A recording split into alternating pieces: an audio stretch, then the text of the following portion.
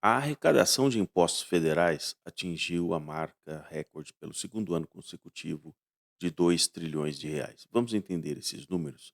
Acompanhe o vídeo aqui do Baú do Trader até o final.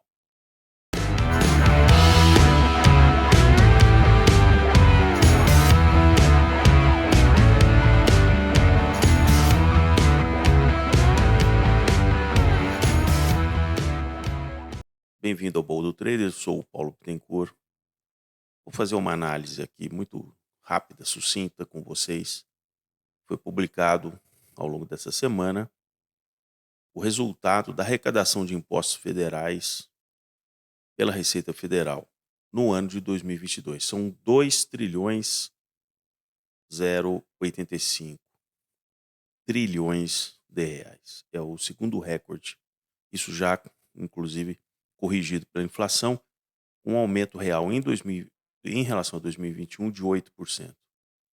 É a maior marca atingida desde que essa série histórica começou a ser montada. Por que isso é importante?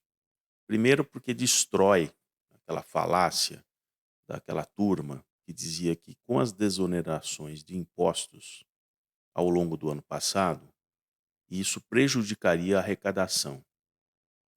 Grande parte da arrecadação do Brasil ela converge primeiro para a esfera federal. Isso tem um histórico ali dos anos 90, quando vários governos irresponsáveis de estados praticamente levaram os estados a uma insolvência.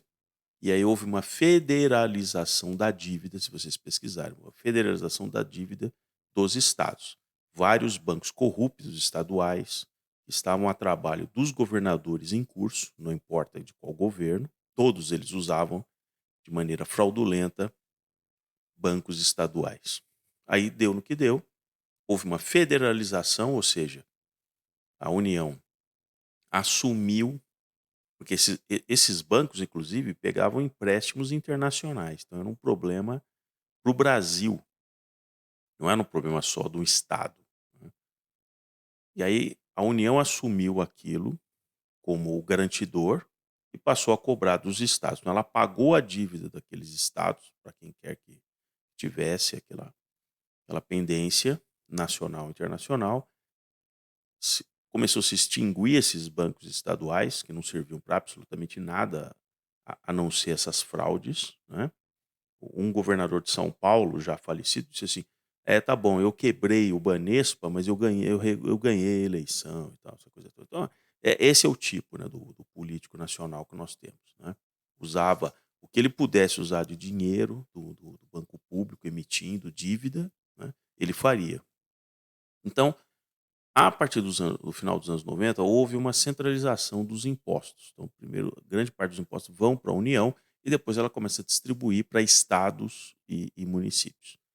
Há críticas com relação a esse modelo, mas é uma consequência da total incompetência, porque o Brasil já é uma federação de brinquedo, né, onde não há realmente uma equiparação federativa como são nos Estados Unidos da América, né. Basta ver a composição da Câmara dos Deputados com relação ao mínimo de deputados, máximo de deputados. Então, faz com que realmente haja toda uma manipulação dessas verbas. Inclusive o censo agora efetuado em 2022 vai ser objeto de grandes discordâncias, porque o censo vai mostrar um remapeamento da distribuição populacional do Brasil e boa parte de recursos federais que voltam para estados e municípios estão baseados no censo oficial do IBGE. Vários estados não têm a menor viabilidade e muitos desses estados, inclusive, perdem população, elas migram para outros lugares.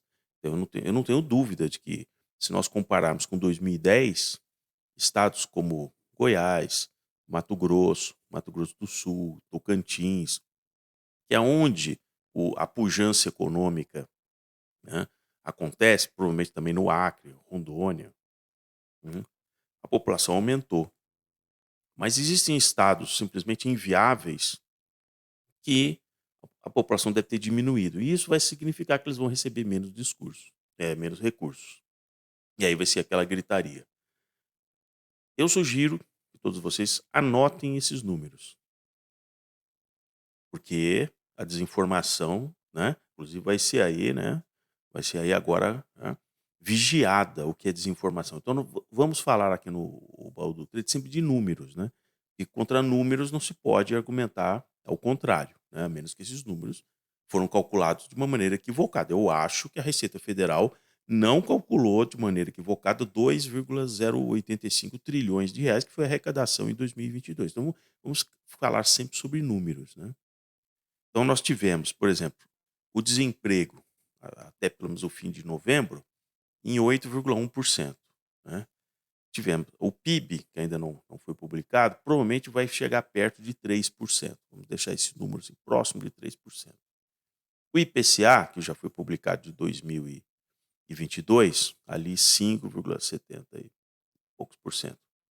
E vamos acompanhar. Se é verdade, vejam, tem que ter o contrafactual. Se é verdade que você, ao fazer uma desoneração de impostos, a arrecadação não aumenta, o inverso tem que ser verdadeiro. Ou seja, ao você reconstituir uma série de impostos ou criar impostos, a arrecadação tem que aumentar. E é o que nós estamos vendo no atual governo.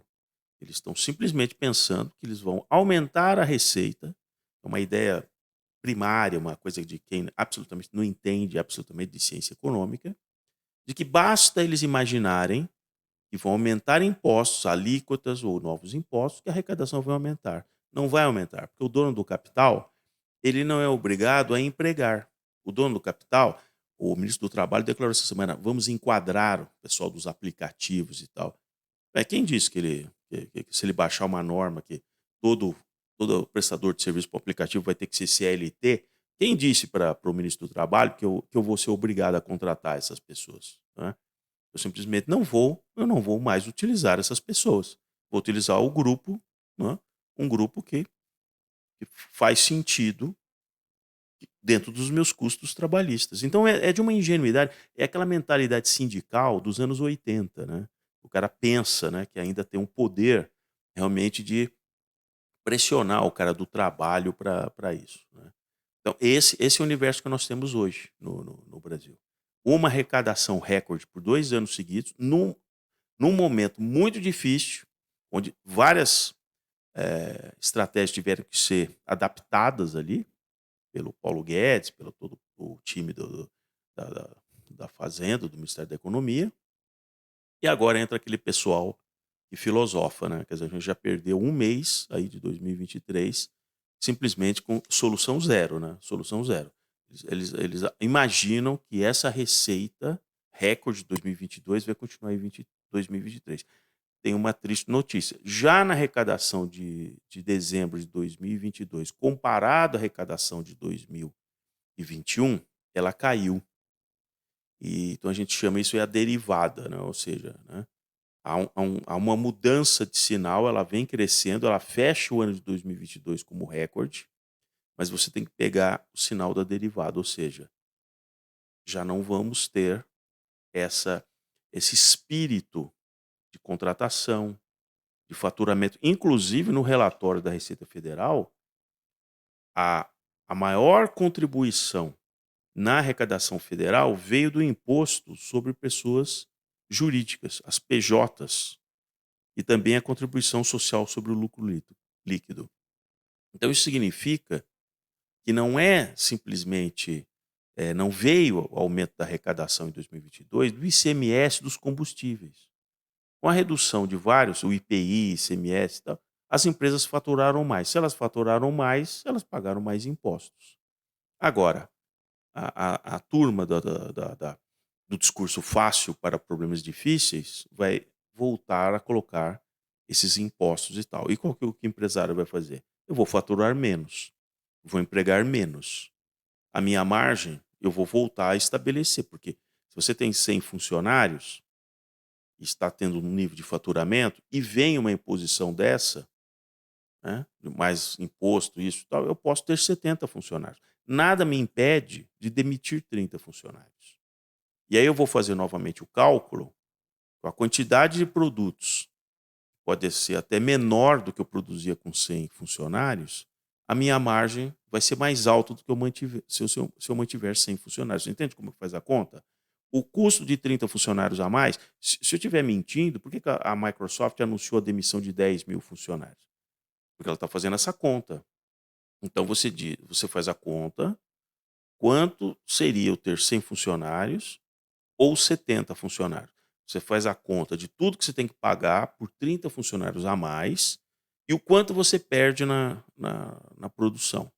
Você pode até reajustar um pouco o preço do seu produto, dado que você está produzindo menos. Se a sua margem bruta ela voltar para o patamar que o dono do capital, que o cara que decide, ele ficar confortável, é essa decisão que ele vai tomar. Não é do ministro do Trabalho. Não é do ministro do Trabalho. O ministro do Trabalho não emprega ninguém. Né? Ele pode definir lá junto com o governo quanto vai ser o salário mínimo. Isso ele pode. Isso ele pode. E aí passa a ser lei? Passa. Passa. Você tem que pagar aquele salário mínimo. Mas quem vai me obrigar a contratar alguém para pagar o salário mínimo? Eu não preciso contratar aquela pessoa. Né? Então eles vão ficar nesse limbo. Né? Então eu estou deixando isso para vocês porque quando a gente vê o executivo, né, dizendo que é uma bobagem achar que o presidente de Banco Central independente faz mais. Faz mais. Então essa é a cabeça, né? Essa é a cabeça, né, de alguém agora está afrontando o próprio Banco Central, que fez um trabalho excepcional. O Campos Neto não foi escolhido como o melhor presidente de Banco Central pelos próprios colegiados ali dos bancos centrais do mundo. E alguém vem dizer que é culpa do Banco Central, porque tem tanta gente assim. Não, a meta de inflação não deveria ser essa. Que competência. Que competências a gente tem para criticar um modelo de metas? Eu já comecei a perceber, em matérias jornalísticas, que essa coisa é toda combinada, começando a criticar metas de inflação. Não, porque não necessariamente, aí tem um acadêmico, quer dizer, um acadêmico assim, ele sentou quando numa mesa de operação? Ele realmente teve que atuar quando? Né? O sistema de metas de inflação é uma coisa que está sendo adotado no Brasil há 20, 23, 24 anos, e é o sistema que melhor funcionou em relação ao quê? A relação na época do governo Sarney, ou antes, onde simplesmente você imprimia dinheiro, usava o Banco do Brasil como uma espécie de tesouro nacional, né? Não, né? Nenhum modelo econômico ele é perfeito, ele é sempre uma construção daquilo que você tem condição de mudar. E aí vem alguém e tenta desconstruir, mudar a meta de inflação simplesmente porque assim, o progressista é interessante, ele assim, ele segue tudo que está no script até quando o incomoda. Quando o incomoda, como agora o executivo, falou assim: "Não, não, muda. Não, lá na nossa época era 4,5 a meta. Por que vocês mudaram? Agora vai ser 3 e pouco". Não, volta para 4,5, né. Uma ignorância total, uma ignorância total. Mas aí a mídia, aquela mídia, né, vai junto, né, ajuda, né, falar aquela tentar desconstruir e tal. No primeiro momento que se o Conselho Monetário Nacional ficar tentado, lá em fevereiro, a mudar essa meta de inflação, do lado de cá do mercado financeiro, ele vai fazer a conta e ele vai simplesmente, né, colocar o dólar aonde vai estar para a nova meta. Então, vocês entendem que é um jogo perdido, né? Porque eles acham que eles controlam a economia mudando na caneta a meta.